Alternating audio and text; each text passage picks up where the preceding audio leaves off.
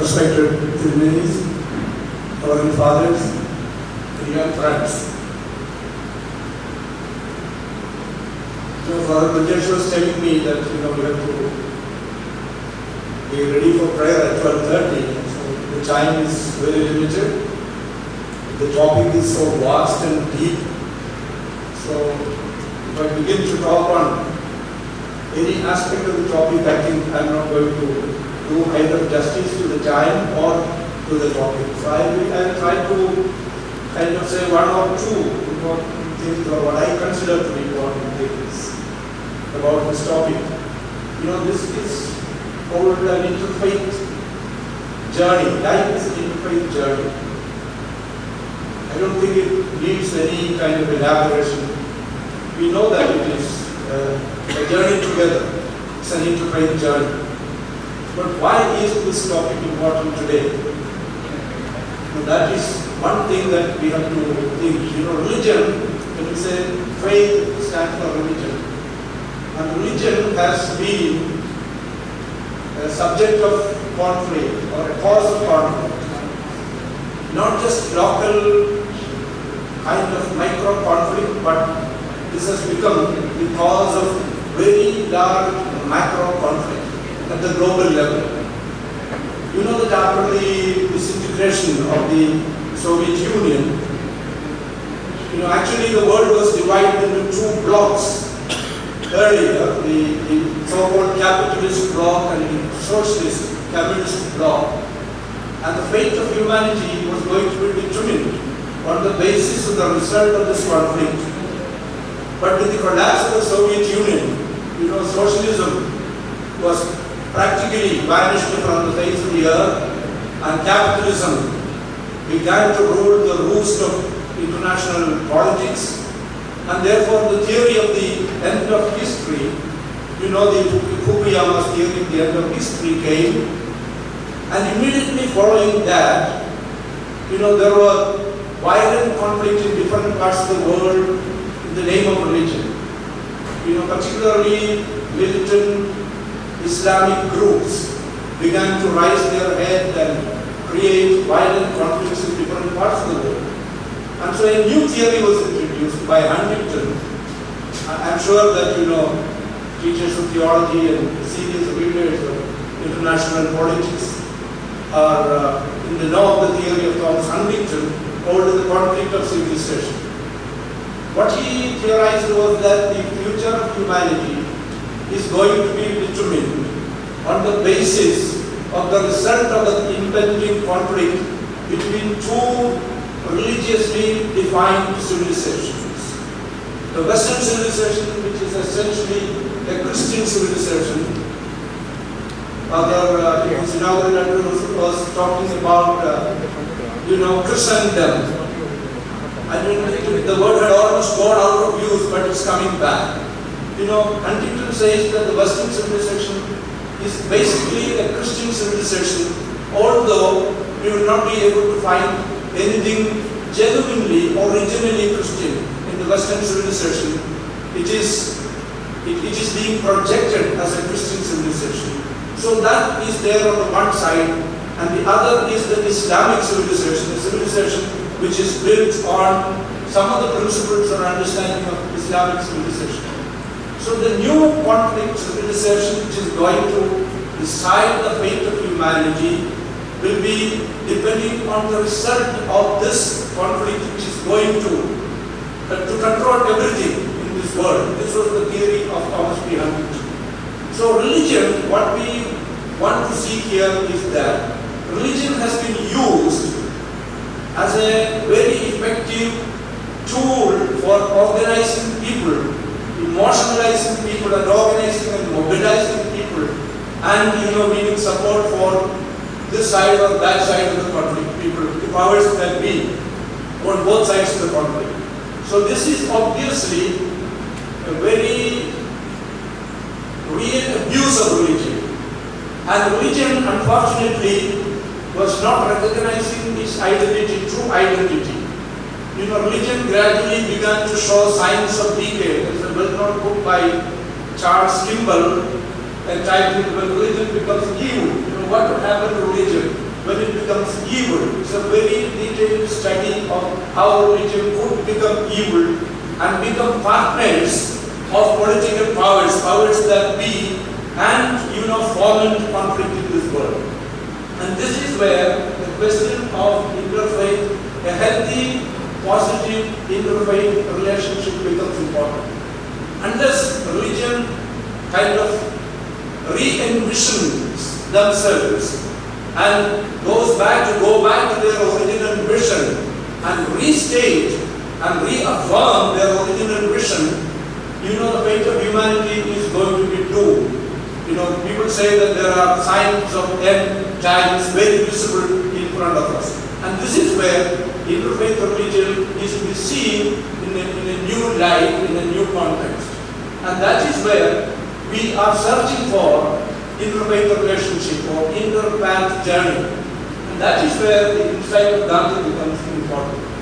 Gandhi was a person who really grappled with this problem of the conflict of religions. Because India, during the time of the national freedom movement, was a typical place where different religious interests were conflicting among themselves. The Hindu interest was there, the Muslim interest was there, the Christian, the so-called Christian interest was colluding with the powers that be the British powers, and they had their own ways of doing things. And so there was division among people, and there were, of course, conflicts. And so Gandhi thought about how to resolve this, and he developed a method and a philosophy for resolving this conflict, and that is called Sarva Dharma Samabhav.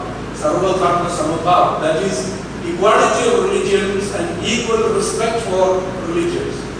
Gandhi said that what unites religions, the common factor in religions, is the ethical content. He said that, he listened when he was a small boy, he was a nurse of his father, and his father used to invite scholars of different religions, and he used to listen to them explaining the basic tenets of religion. And Gandhi says in his autobiography that when he listened to these serious theoretical discussions, he developed some impressions about religions. And he said that I have understood that morality is the basis of religions and truth is the essence of morality. He was not very clear about what they were, what is morality and what is truth, but this was the impression that he got and he built on that. And so morality is there. Morality is what unites all religions. And truth is the essence of morality. And later, the subject that Gandhi studied in great detail was religion. That was his basic subject of study. He studied world religions very thoroughly.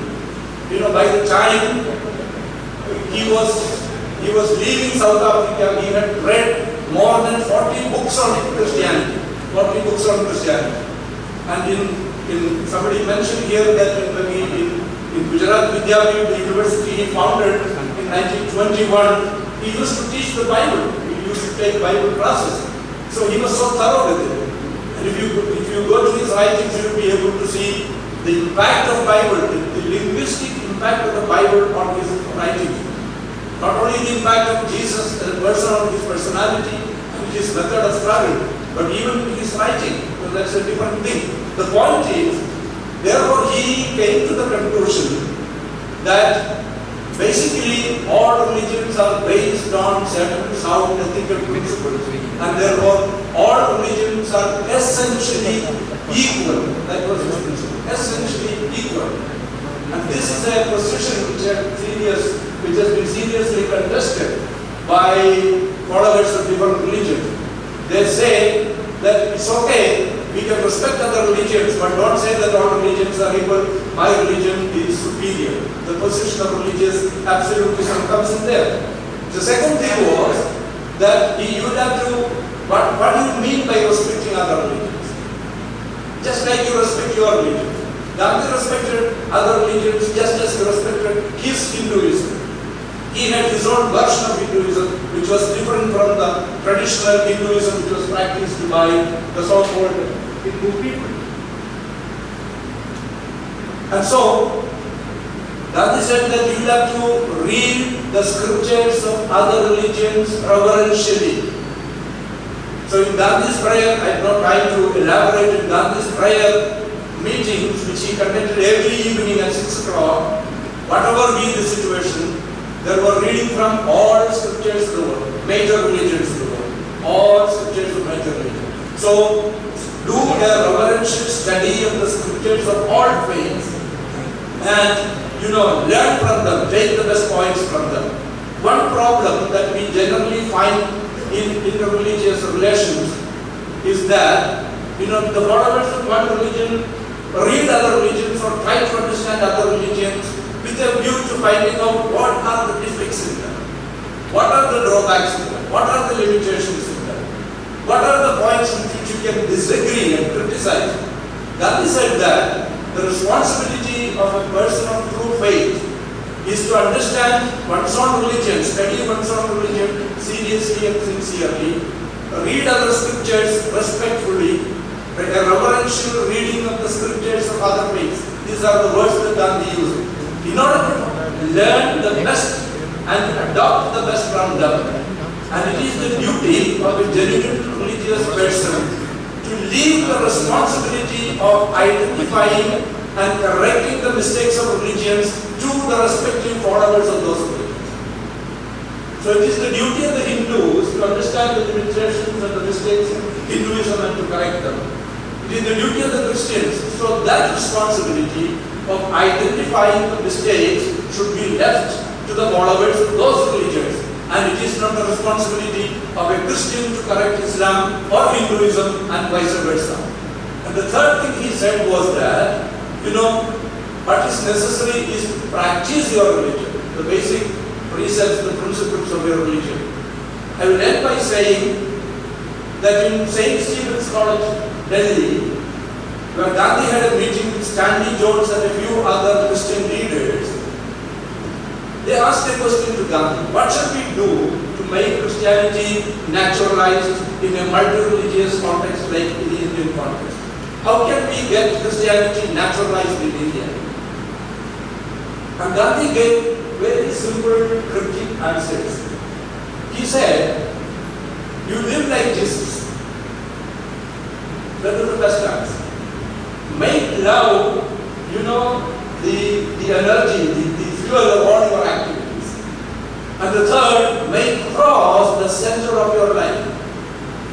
And the fourth point was, you study the scriptures of other religions with respect.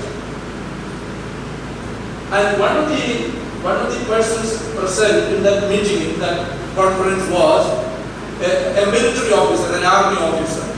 And in the evening club, he said that was genius because he was touching on 4 things which Christians were not practicing. So those were the things. And therefore, Gandhi said that what people should do is to live by the basic precepts of religion. And there are questions on what is evangelization, what is proselytization, what is conversion, etc., etc., which are all points which need to be discussed elaborately. And conversion, Gandhi was against conversion in the sense of proselytization, kind of compelling people, inducing people, tempting people to change their religion, etc., etc. I would say one more thing about the present Indian situation, about which there was a very interesting analysis by the inaugural address. The question of Hindutva.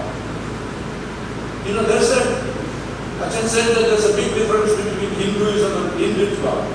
And there is an inherent conflict between genuine Hinduism and Hindutva emerging in this country.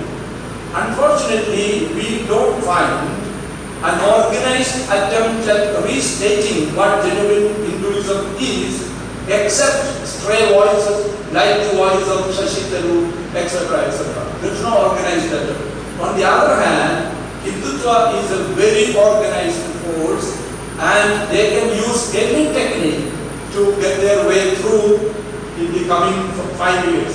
Whether they speak in the name of integral humanism, of Deen Dayal Upadhyaya, or some other thing, they will swear by the constitution, they will swear by Gandhi, Ambedkar and all that.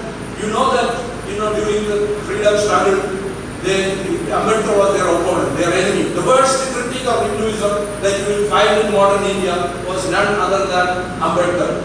But they are now paying lip service to Ambedkar. So there is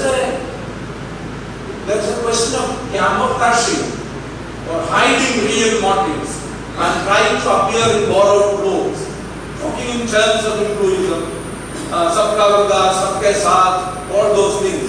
But I think that people who are genuinely interested in religion must be very careful about it. That what can minorities do in this context?